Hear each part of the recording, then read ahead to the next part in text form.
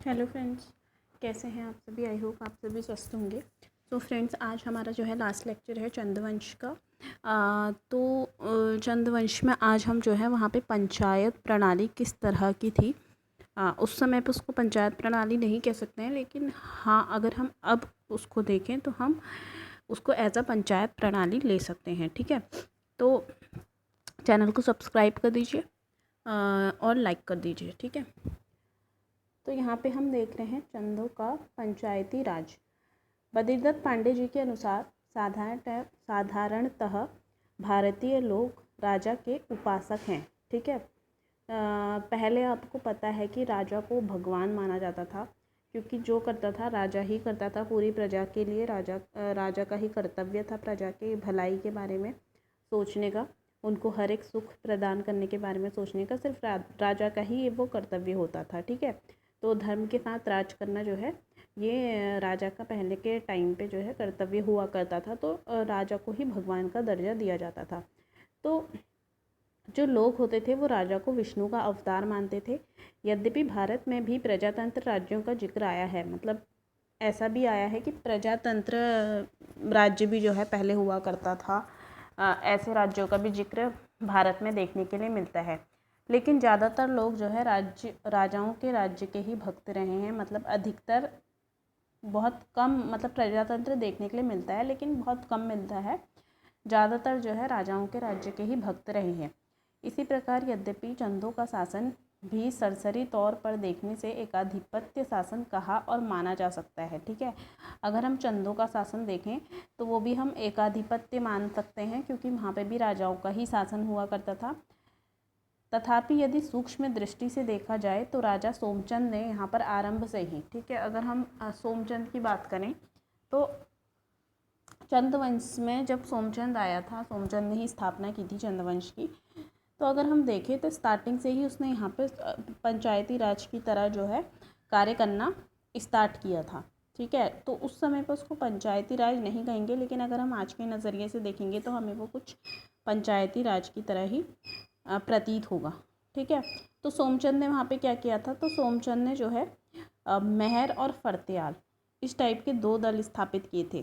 तो इन दो दल, महर और फर्त्याल नाम के दो दल स्थापित किए थे, और जिस दल का जो ज़्यादा होता था, मतलब जो दल ज़्यादा शक्तिशाली दिखता था, उसी के हाथों जो है उस दल के नेताओं के हाथों ही राज्य शासन की बागडोर जो है दे दी जाती थी। ठीक है, तो जिसको थोड़ा और गंभीरतापूर्वक देखें अगर हम, तो इससे साफ हो जाता है कि चंदों का राज्य वास्तव में प्रजा राज्य या फिर पंचायती राज्य था। ठीक है, क्योंकि यहाँ पे दो दल थे, मेहरा और फर्त्याल। ऐसा कहा जाता है उस समय पे कि सोमचंद ने मेहरा और फर्त्याल दो दल बनाए हुए थे। जिस दल पे ज़्यादा शक्ति दिखाई देती थी उसी दल के नेताओं को जो है शासन की बागडोर दे दी जाती थी। मतलब आदेश राजा के होते थे, लेकिन नीचे साइड वो जो शासन होता था, प्रजा होती थी, वो सबको यही दो दलों में से एक दल देखता था।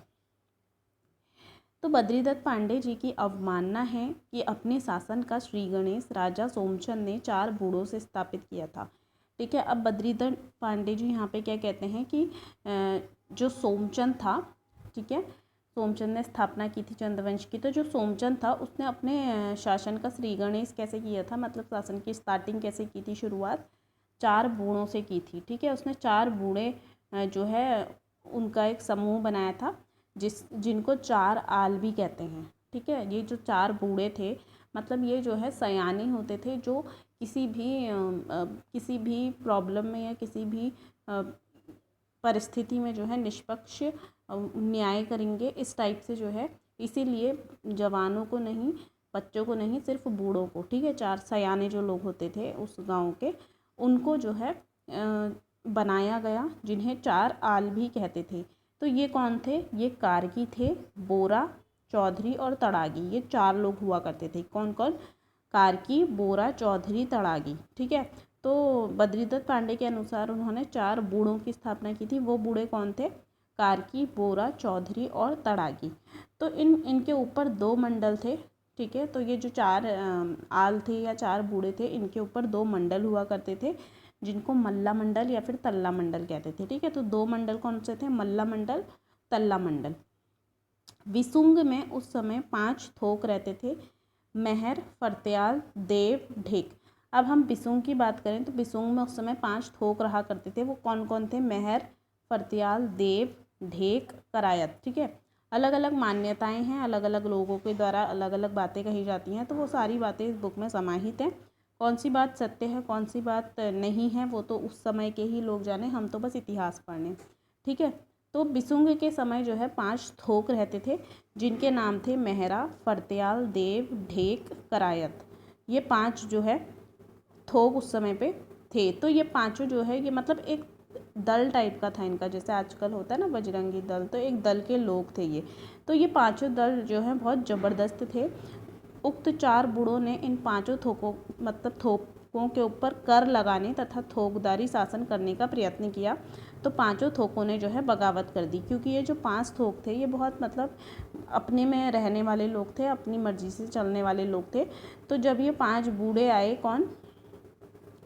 तड़ागी, कारगी, चौधरी, जब ये लोग आए तो इन्होंने क्या किया? इन बूढ़ों ने इन 5 दलों पर, ये जो महरा, फरत्याल, देव, ढेक और करायत हैं, इनके ऊपर इन्होंने कर लगाने का प्रयास किया और थोकदारी शासन करने का भी प्रयत्न किया कि मतलब अपनी मर्जी से शासन इन पे चलाना। लेकिन ये जो 5 थोक थे, ये जो 5 थोक थे ये अपनी मर्जी से चलते थे, तो इन्होंने उन बूढ़ों की बात नहीं मानी और बगावत कर दी कि नहीं, हम तो नहीं देंगे कर, जो करना है कर लो। तो उन 4 बूढ़ों के इन्होंने क्या करा? सिर काटे और उनको खड़ में डालकर एक चबूतरा बना दिया। ठीक है, इनने क्या किया? ये जो 5 ठेक थे, इन्होंने क्या करा? इन 4 बूढ़ों के जो है सर काट दिए और इनको एक खड़ में डाला और चबूतरा वहाँ पे बना दिया, जिसका नाम बुढ़चौरा कहा जाता है। ठीक है, जो बुढ़चौरा है, बूढ़ा चौरा, मतलब कि जहाँ पे बूढ़ों को सर काट के वहाँ पे उन चबूतरा बना दिया गया था, उसको बुढ़चौरा कहा जाता है। बुढ़चौरा, आपने नाम सुना होगा ये। ठीक है, तो इस कहानी के उपलक्ष्य में ही ये नाम पड़ा है बुढ़चौरा। तो उनमें से जो एक बूढ़ा था, वो मतलब उनमें से जो एक सिरकट्टा बूढ़ा, जब सर काटते हैं तो धड़ थोड़ी देर तक करता है ना हरकतें, तो जो एक बूढ़ा था वो कुछ दूर भाग कर गया और उस ठौर का नाम, मतलब जहाँ पे वो भाग कर गया उस ठौर का नाम उसी दिन से मुंडकटा हो गया। ठीक है, तो इस वजह से जो है उस ठौर का नाम मुंडकटा रख दिया गया, क्योंकि मुंह कटा हुआ बूढ़ा वहाँ पे जाके वो हुआ, मरा था। ठीक है, तो राजा ने इस बगावत का अंत करने के संदर्भ में कहा कि वे 5 थोक अपने में से 2 बूढ़े यानी कि 2 सयानों को पंच छांटे। ठीक है, पंच यानी कि जो पंचायत के जो सहायक होते, पंचायत में जो 5 लोग होते हैं, उनमें से उसने बोला कि चलो, अब उनने बूढ़े तो मार दिए थे, यानी कि अब जो वो आ गई थी बागडोर, वो इन 5 के हाथ में आ गई थी। ये 5 शक्तिशाली हो गए, क्योंकि इनने 5 उन 4 बूढ़ों को जो है मार दिया, तो इसलिए इन 5 लोगों के हाथ इनको शक्तिशाली कहा गया। तो फिर राजा ने कहा कि अब तुमने इन 4 बूढ़ों को तो मार दिया है, तो अब तुम अपने 5 थोकों में से, ठीक है, जो ये तुम 5 लोग हो, उनमें से 2 बूढ़ों को जो है पंच छाटो।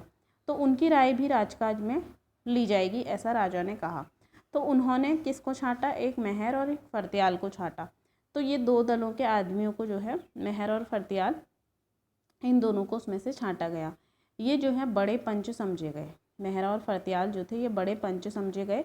इन्हें भी जो है पगड़ी दी गई। इनकी प्रतिष्ठा उक्त 4 बूढ़ों के समान ही होने लगी। जैसे उन 4 बूढ़ों को मान सम्मान राज्य में दिया जाता था, उसी तरह से इन महरा और फरत्याल को भी जो है ऐसी मान सम्मान मिलने लगा। तो जब इनकी ख्याति होने लग गई, प्रसिद्ध होने लग गए, ये इनके हाथों में शासन की बागडोर होने लग गई, तो ये देखकर जो बाकी 3 थोक थे वो जो है जलने लगे। उन्होंने आपस में कहा कि हम 5 थोक हमेशा बराबर थे, साथ रहते थे, हर चीज़ एक साथ करते थे, लेकिन अब ये 2 दल जो हैं ये पगड़ी पाके प्रतिष्ठित हो गए हैं, लेकिन वो जो है वैसे के वैसे ही रह गए। ठीक है, तो ये उन 3 लोगों ने ऐसा सोचा। तो महरा और फरत्याल दोनों थोक के नेता राजनीति में निपुण थे। ये जो महरा और फरत्याल जिनको बनाया गया था पंचों में जिनको रखा गया था, महरा और फरत्याल को, ये राजनीति में पूरी तरह से निपुण थे। फरत्याल ने अपना एक भाई महरा को, ठीक है, इन्होंने क्या करा कि देखो एक्सचेंज कर लिया। तो महरा ने अपना एक भाई फरत्याल को दे दिया और फरत्याल ने अपना एक भाई महरा को दे दिया, यानी कि महरा और फरत्याल दोनों में महरा और फरत्याल हो गए। महरा इधर, उधर भी, और उधर भी फरत्याल, उधर भी फरत्याल। ठीक है, तो मेहरा ने इस तरीके से इन्होंने इस प्रकार पांचों थोकों के कुटुंब आपस में दो दलों में, अब इस तरह से क्या हुआ, जो 5 थोक थे इनके जो कुटुंब थे ये 2 दलों में बढ़ गए, ठीक है, मेहरा और फर्त्याल, और उन दो मतलब 2 गुटों में ये बढ़ गए। तो यह प्रथा तमाम कुर्मांचल में फैल गई। कहा जाता है कि इन 5 दलों की राय से राजकाज चलाया जाता था। जो ये 5 दल थे इनकी ही राय से राजकाज चलाया जाता था। जहाँ इनकी पंचायत होती थी उस स्थल का नाम क्या रखा है, बाजाखल, ठीक है, बाजाखल उत्तराखंड में एक जगह है, तो जहाँ पे इनकी पंचायत हुआ करती थी उसका नाम बाजाखल रखा गया। वहाँ पर इस समय कर्ण करायत का स्कूल भी है, ठीक है, जो बाजाखल वाला एरिया है वहाँ पे कर्ण करायत का स्कूल है। पंचायत में 5 थोकों के 5 हिस्से जो हैं बराबर लिए जाते थे। अब यही दस्तूर है, एक मेहरा एक फर्त्याल जो एक दूसरे के धड़े या फिर दल में चले गए थे, मतलब जो भाई उन्होंने दे दिया था, मेहरा ने फर्त्याल को अपना भाई दिया, फर्त्याल ने मेहरा को, तो दोनों दलों में मेहरा फर्त्याल हो गए थे। तो जो नया दल बना ना इससे, ठीक है, उन्होंने एक दूसरे को एक्सचेंज किए, तो उससे एक नया दल बना जिसका उपनाम क्या रखा गया, तेथरी रखा गया, ठीक है, जो नया दल बना उसका नाम तेथरी रखा गया। अब भी जब भी पंचायत होती है तो जो 5 थोकों के 5 रुपए तो लिए ही जाते हैं, लेकिन 6ठा रुपया तेथरी के लिए अलग से लिया जाता है, ठीक है, ये 5 जो थोक थे इनके लिए तो लिए ही जाते हैं 5 रुपये, लेकिन जो छठा मतलब जो एक्सचेंज करके बना हुआ दल था उसके लिए तेथरी नामक जो है अलग से जो है लिया जाता था हिस्सा, मतलब 6ठा रुपया जो है उस तेथरी के लिए लिया जाता था। तो बद्रीदत्त पांडे जी को बिसुंग के ठाकुर जमन सिंह ढेक ने एक मनोहर कहानी मेहरा और फर्त्याल दल की उत्पत्ति के बारे में बताई है, ठीक है। अब जो बिसुंग के ठाकुर जमन सिंह हैं, ठीक है, बिसुंग में एक ठाकुर जमन सिंह जी रहते हैं, जमन सिंह ढेक रहते हैं, तो उन्होंने जब बद्रीदत्त पांडे जी जो है रिसर्च कर रहे थे तो बीडी पांडे जी को जो है जमन सिंह ढेक ने, जो कि बिसुंग निवासी हैं, उन्होंने एक अच्छी मतलब एक मनोहर सी कहानी सुनाई किसके मेहरा और फर्त्याल के बारे में, ठीक है, किसके बारे में सुनाई, मेहरा और फर्त्याल के विषय में इन्होंने एक कहानी सुनाई। तो देश से कोई 2 क्षत्रिय काली कुमाऊँ आए, इन्होंने क्या बोला कि देश से, बाहरी देश से कोई 2 क्षत्रिय जो है काली कुमाऊँ यानी कि चंपावत आए। राजा उस समय कुटौलगढ़ के किले में थे, तो राजा वहाँ कहाँ थे, कुटौलगढ़ के किले में थे, और रानी जो थी, उनकी जो रानी थी वो गर्भवती थी, ठीक है। तो इन्होंने क्या बोला कि 2 वीर क्षत्रिय थे जो कि बाहरी देश से काली कुमाऊँ यानी कि चंपावत आए हुए थे, लेकिन राजा उस समय एब्सेंट था वहाँ पे, और कहाँ था, कुटौलगढ़ में था। लेकिन उस समय जो रानी थी वो गर्भवती थी, और उनका जो बच्चा था वो मतलब अवधि से ज़्यादा टाइम तक पेट में रह गया था, मतलब 9 महीने में जैसे बेबी हो जाता है, तो वो जो बेबी था वो 9 महीने से ज़्यादा अवधि तक पेट में रह गया। अब ऑब्वियसली दिक्कत होगी, तो रानी जो है कष्ट पाने लगी। तो राजा ने पंडितों से पूछा, तो उन्होंने मौजा भेटा नामक कुछ होगा उनका, तो उसका जो है दोष बताया कि इस सांप का एक दोष है, मौजा भेटा के सांप का जो है उसने दोष बताया पंडित ने, ठीक है। तो जो ये मौजा भेटा का जो सांप था, उन्होंने बताया पंडित ने कि एक बड़ी शिला के मतलब एक बड़े पत्थर के नीचे है ये सांप। तो पंडितों ने कहा जब वह सांप मर जाएगा तो राजा की संतान पैदा हो जाएगी, ठीक है। तो पंडित ने क्या कहा कि जो मौजा भेटा का जो सांप है शिला के नीचे, अगर वो मर जाता है तो संतान पैदा हो जाएगी, अन्यथा रानी ऐसी कष्ट भोगती रहेगी। तो राजा ने राजसभा में कहा कि ऐसा वीर कौन है जो उस सांप को मार राजा का काम सिद्ध कर सके। तो ये बात जो है पूरे देश में फैल गई, जिससे 2 क्षत्रिय भाई जो थे उन्होंने भी ये बात सुनी, ठीक है। तो उन्होंने कहा कि वो जो 2 क्षत्रिय भाई थे उन्होंने कहा कि अगर हम इस काम को कर देते हैं तो हमें क्या पुरस्कार मिलेगा। तो राजा ने क्या बोला कि सांप मारने पर राज्य में तुम्हें पद दिया जाएगा, तुम्हें नौकरी दी जाएगी। तब बड़े भाई ने गदा मारकर जो है शिला को तोड़ दी, और छोटे भाई ने सांप को मार दिया, ठीक है, कटार से। तो बड़े भाई ने क्या करा, पत्थर तोड़ा, शिला तोड़ी, और दूसरा जो भाई था उसने क्या करा, कटार से सांप को मार दिया। तो संभव है वह सांप, तो जैसे उसने गदा मार के, जो बड़ा भाई था उसने गदा मार के शिला तोड़ी, तो इसलिए एक किस्सा फेमस है, फटक शिला फोड़ कर फर्त्याल नाम पाया। ये फर्त्याल लोगों के लिए जो है एक किस्सा है कि फर्त्याल लोगों ने फर्त्याल नाम कैसे पाया। तो इसी कहानी से जो है ये नाम पाया गया है कि फटक शिला तोड़ फोड़ कर फर्त्याल नाम पाया। और मेहरा को मेहरा नाम कैसे मिला है, तो जो दूसरा छोटा भाई था उसने जो है कटार से सांप को मार दिया, और सांप को मारने के बाद वो सांप को मारा मारा मारा करने लगा, और ये मारा ही जो है मेहरा कहलाया। ठीक है, तो इस प्रकार मेहरा और फर्त्याल जो थे ये नामी पुरुषों से दो दल जो है यहीं से आरंभ होते हैं। ऐसा कहा जाता है कि यहीं से मेहरा और फर्त्याल नाम के 2 दल हुए जो आज तक प्रसिद्ध हैं। कुछ लोग कहते हैं कि बाद में इन 2 भाइयों में जो है बहुत कलेश हुआ, कलह हुआ, लड़ाई होने लग गई, क्योंकि पद प्रतिष्ठा हर किसी के बीच जो है दुश्मनी पैदा कर देती है। तो वही इन 2 भाइयों के बीच भी हुआ। तो फर्त्याल ने कहा कि वह शिला ना फोड़ता तो सांप कैसे मरता, और मेहरा ने कहा वह कटार से सांप ना काटता तो सांप कैसे मरता। ठीक है, बल्कि और भी फर्त्याल को वो सांप खा जाता। इस प्रकार विवाद बढ़ने से 2 भाइयों के 2 दल हो गए, और ये दल राजा सोमचंद के आने से पहले ही बने हुए थे। उन्होंने तो इन दलों को बस काबू में करके अपना काम निकाला। किसने? सोमचंद ने। तो बद्रीदत्त पांडे जी की अवधारणा है कि यह प्रणाली वर्तमान किसी भी शासन प्रणाली से कम आदरणीय नहीं है। मतलब कि उस समय पे ये प्रणाली देखना एक बहुत विचित्र सी बात है। तो ये आज के समय से कम नहीं हम इसको देख सकते हैं, विशेषतः जबकि देखा जाता है कि वर्तमान लोक सत्ता की राज्य प्रणालियों में छल कपट रिश्वत और धोखेबाजी की काफ़ी गुंजाइश है। जैसा कि आजकल जो है चल रहा है, इतने स्कैम्स चल रहे हैं, तो ऐसे ही जो है आजकल जो छल कपट रिश्वत धोखाधड़ी है, तो उस समय पे ये सब चीज़ें नहीं होती थी, बहुत अच्छे से काम होता था ईमानदारी से। तो जब तक मेहर और फर्त्याल और अन्य धड़ों की राय से राजकाज चला, चंद राजा की उत्तरोत्तर क्या होती रही? वृद्धि होती रही। आपको पता है कि चंद राजाओं ने 100 साल से अधिक वर्षों तक जो है शासन किया। तो जब तक जो है मेहर फर्त्याल और अन्य धड़ों की राय से राजकाज चलता रहा तो चंद्रवंश जो है खूब फलीभूत हुआ। लेकिन जब राज्याधिकार लोलुप दीवानों और मंत्रियों, लेकिन जब ये राज्य में दीवान मंत्री ये सब लोग रखे जाने लगे, ज्योतिष रखे जाने लगे, तो तब से जो है मतलब क्योंकि ये लोग क्या करते थे, अपनी भलाई देखते थे, तो तब से ही जो है लोक विरुद्ध, धर्म विरुद्ध तथा देश विरुद्ध काम करने आरंभ हो गए। दूरंदेशी छोड़कर स्वार्थ सिद्धि को ही इन्होंने अपना लक्ष्य बनाया। मतलब ये अपने स्वार्थ के लिए ही काम करते थे, दूर की नहीं सोचते थे, प्रजा की नहीं सोचते थे, राष्ट्र की नहीं सोचते थे। तो लगभग 1000 वर्षों तक जो है चंदों का पुराना राज्य, जिसको हम एक छोटा सा आदर्श राज्य कहने में संकोच नहीं करेंगे, ये एक ही मतलब इन दीवानों मंत्रियों की जो कलह कलेश था या इनकी जो स्वार्थ नीति थी, इनकी वजह से एक ही युद्ध में जो है गोरखों ने ताशों के किलों की तरह हमारे इसको नष्ट कर दिया। और 25 वर्ष बाद, ठीक है, जो 25 वर्ष तो गोरखों का शासन रहा, और 25 वर्षों के बाद जो है आसानी से अंग्रेज़ों के हाथ में ये हमारा राज्य आ गया।